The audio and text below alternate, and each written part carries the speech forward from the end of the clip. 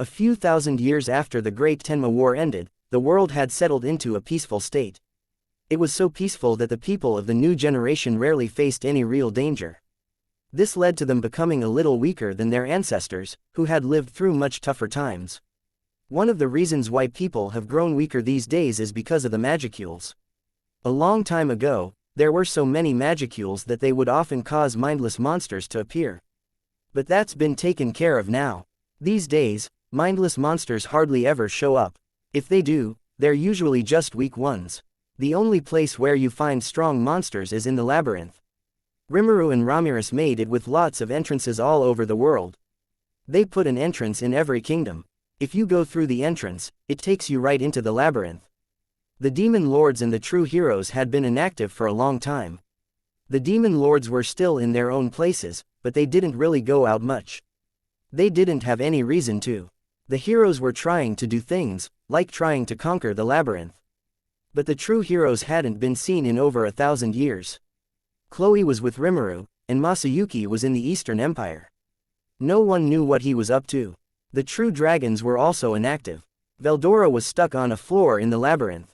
No one had been able to get to that floor to fight him for over 1,000 years, except for Rimuru's subordinates and a few others. He was bored, so he spent his time reading manga or helping Ramirez with her experiments. Velzard just stayed in the ice continent. And Velgrind was with Masayuki. They were all getting pretty bored. Milam's life has changed a lot since then, that's for sure. She hasn't been seen by many people for a long time. She's also been really busy. Heaven became part of her domain. It made her domain the biggest and probably the second, or maybe even the most, populated place among the demon lords. This meant she had a lot more to do. She didn't want to work extra hours at first. But the other demon lords and Frey kept telling her to, so she had no choice. Rimuru was happy. He had finally made his dream come true. He created a world where humans and monsters could live together peacefully. It was a comfortable place where everyone could enjoy themselves. He was really happy about it. But he still had a lot of paperwork to do. Even though there were demon lords with bigger domains than his, Rimuru still had the strongest nation in the whole world. So there was still a lot of work to do. It was almost as much work as Milam had, but because he was used to it, he could handle it better than her. Rimuru didn't mind the paperwork. He could do it easily. But he started to get bored after a while. So he just took his time with it, so he would always have something to do. One day, all three true dragons and Milam just couldn't take it anymore. They were so bored, so they decided to do something about it. The four of them went to Rimuru's office. Rimuru was confused. He didn't know why they were all there, looking at him. He started to sweat a little bit. Why are you guys here?" he asked. They had just barged into his office and had serious faces. Even though Rimuru was a lot stronger than all four of them put together, he still felt a little scared. They were giving him a lot of pressure. "Rimuru, we need to talk," Veldora said, sounding serious. Rimuru started to worry. Did I do something wrong? And what's with those expressions? It looks like they could kill anyone at any moment. He thought to himself. "Rimuru, I know you know why we're here," Velzard said with a smile. Rimuru couldn't help but sweat a little. "Oi, how would I know? You four just barged in here," Rimuru thought. "Of course, he knows, sister, because there's no way he wouldn't know why we're here," Velgrind said, with the same smile as Velzard. "Seriously, what are you guys talking about? Do I look like I know what's going on?" Rimuru thought. "You do know, right?" Milam said, pausing for a moment before adding, "Bestie. Not you too, Milam. Seriously, what's going on?" Rimuru thought to himself. All four of them were getting closer to him. That made him sweat even more. He was still in his slime form, so no one could see how confused he was. It would be pretty scary, actually. Imagine seeing a guy with a serious face, two beautiful women with creepy smiles, and a little girl with a cute but creepy smile. They're all standing in front of you, and they're all saying you should know something. But you don't. That's what was happening to Rimuru right now. "So how should we fix this boredom of ours, little brother?" Velzard said. "I don't. Wait, boredom?" Rimuru said. "Wait, that's what you guys are talking about." "Well, yeah, what else would we be talking about, Rimuru?" Veldora said. "Oh, I don't know, maybe something happened that made you guys mad." Seriously, You guys just barged in here out of nowhere and started saying stuff in a tone that makes anyone think they did something wrong, Rimuru said. The four of them fell silent for a moment, the weight of their sudden outburst hanging in the air. We really did, huh? Velgrind said, her voice a little sheepish. But now that you know why we're here, can we talk about this matter? Rimuru sighed. All right, have a seat, he said, transforming back into his human form. Once they were all settled, he said, now, let's talk about this boredom problem of yours. Rimuru, you shouldn't pretend like you're not bored too, Veldora pointed out, his voice a bit grumpy. All right, our boredom, I guess. So what do you guys want to do? Rimuru asked, trying to keep his voice light. He knew they were serious. They had come to him with a problem, and they wouldn't leave until they were satisfied. But how to solve this boredom? Rimuru wasn't sure how to answer, but he knew that trying to brush them off wouldn't work. They'd just keep bringing it up until he did something about it. So he decided to play it cool. What kind of things are you guys thinking about? He asked, hoping to get some ideas from them. Don't know, probably an all-dragon vacation or something, Veldora said, letting out a yawn. Everyone looked at him, considering the idea. That actually sounds like a good idea, Rimuru said, nodding. Can we have a few battles on this vacation? Milim piped up, her eyes bright with excitement. Everyone looked at her, but no one seemed opposed. Rimuru looked at the other two dragons, Velzard and Velgrind, and they gave him reassuring smiles. They were ready for anything at this point, apparently. All right, then, the ideas are an all-dragon vacation with some fights, huh? Let's see, Rimuru said, tapping his chin thoughtfully. He thought for a bit, trying to picture what that would look like. Then Seal, who had been quiet in his consciousness this entire time, spoke up.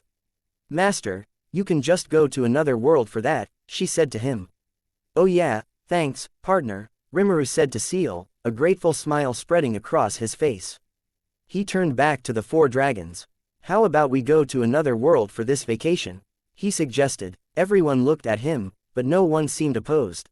They actually seemed to like the idea. Veldora, ever the impulsive one, suddenly had an idea and rushed out of the room.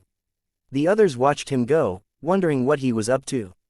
After a while, he came back, a big grin on his face. Rimuru, how about you create this world for this vacation? He said, showing Rimuru a manga. Dragon Ball, Rimuru said, recognizing the cover. Then he had a smile on his face. You know, that's a great idea. I'll do that, he said, already starting to imagine the possibilities.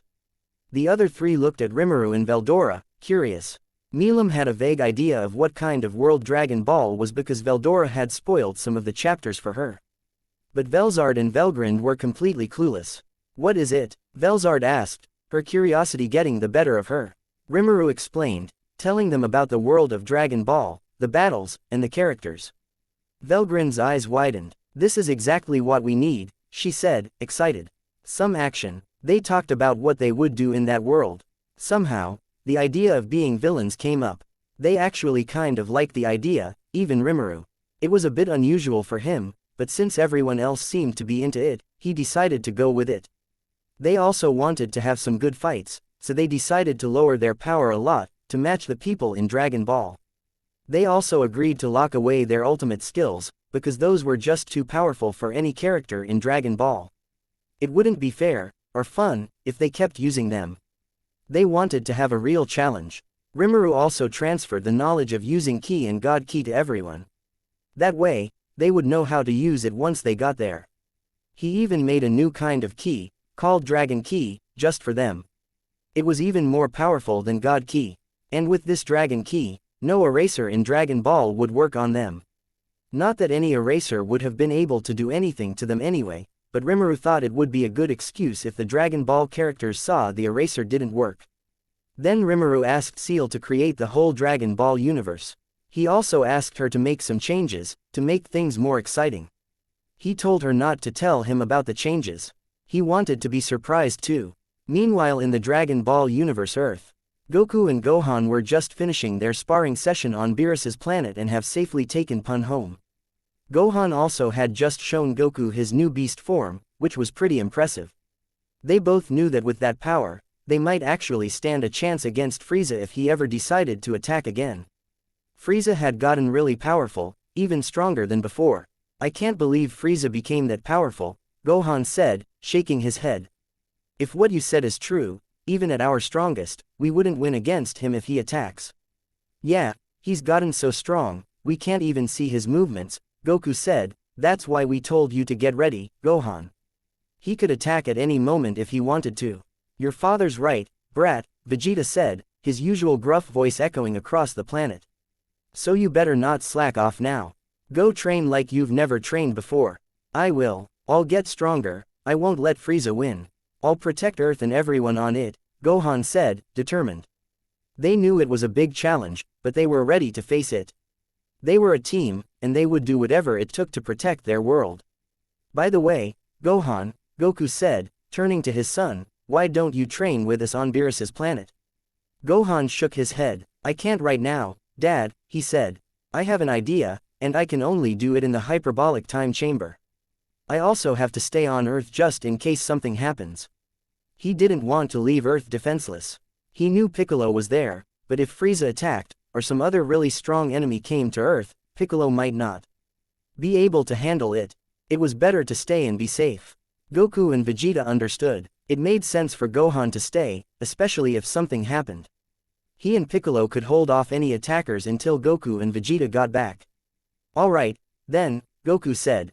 We'll see you later, Gohan. With that, they left for Beerus's planet to train. Gohan went to the lookout, ready to train in the hyperbolic time chamber. He had 3 years to train there, which was the same as 3 days in the real world. He knew he had to make good use of that time. He thought about what he wanted to do. He wanted to master his beast form. He had a lot of power, but he still needed to learn how to control it better. He remembered what they had done with Super Saiyan during the Cell games. They had focused on using it naturally, like their normal form. They had learned to control their emotions and developed a Super Saiyan full power state, which allowed them to stay strong without using up all their energy. He wanted to do the same with his beast form. But first, he had to master it, get some control over it. Then he could work on making it even stronger. Thanks for watching, and don't forget to leave a like on the video. Also, subscribe and hit the notification bell for more chapters to come.